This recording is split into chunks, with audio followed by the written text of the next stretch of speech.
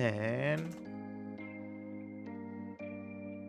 we'll have down here start combat. That's gonna start combat for villagers versus the enemies. So I don't really need to pass any values in, I don't think. So, firstly, what we want to do is, like in the duel,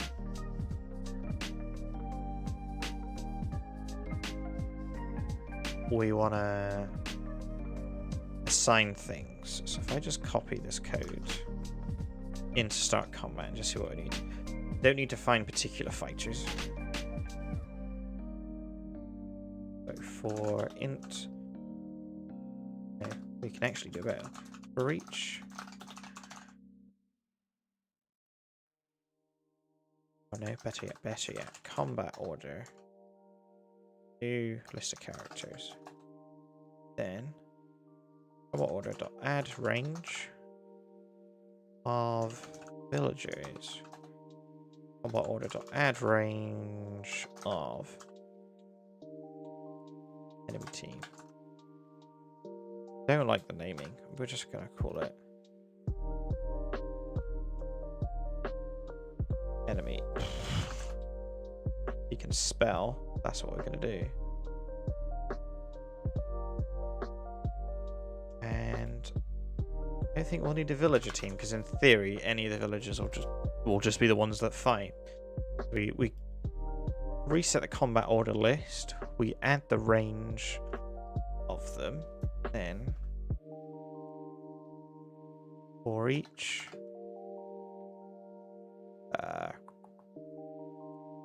character, call them combatant. I can combat, and I think that's how you spell it. In combat order, combatant dot roll initiative.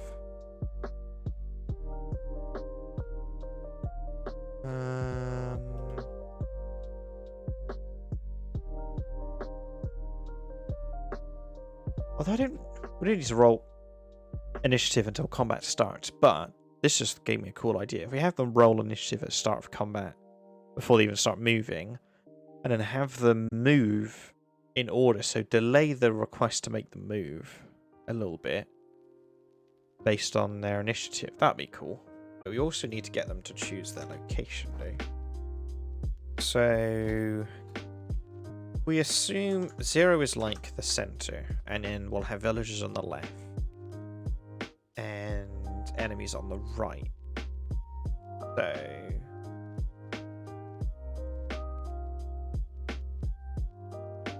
how would we do this? The villager would start.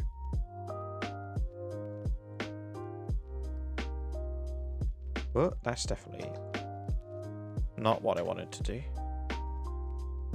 I have a villager.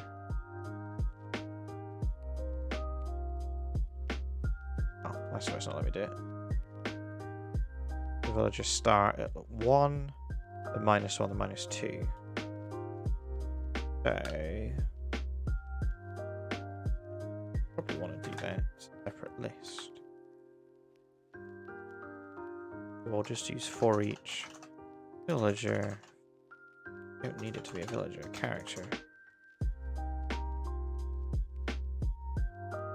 Villager in villagers. Villager dot choose location. I would want it to be actually a for loop, so I can use the count variable.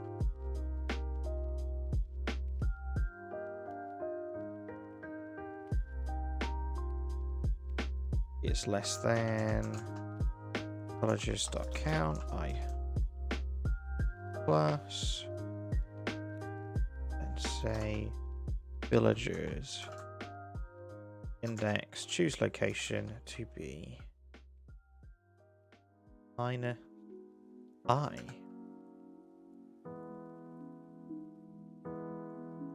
And then the loop kind of does the maths for us. And then we'll just do this for enemies. Could be positive I. Don't need to choose the location.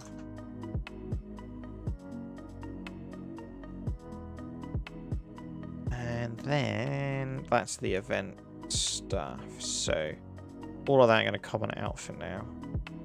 Because figuring out targeting and stuff is going to be spicy to test. So what I might have to do is just add on the prefabs for the villagers' buttons to press.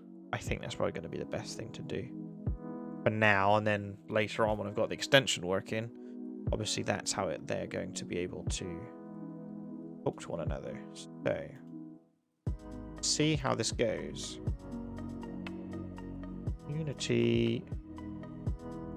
Yes.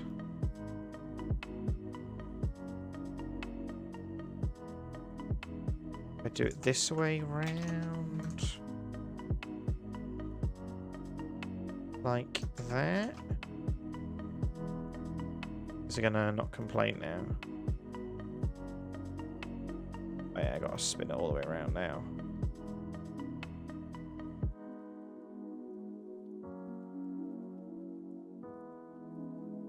Otherwise...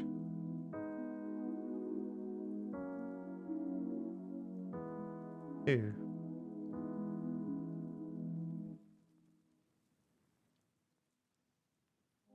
The way I've done this is mess this up now.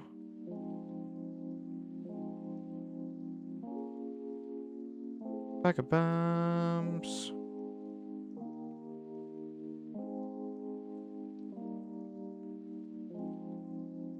Right, in the character at least. No issues with villager. It don't like this at all. Not even overriding, is it? Yeah, that's the problem. So we'll just have it as just another init. It'll be fine. It still calls the base initialization function.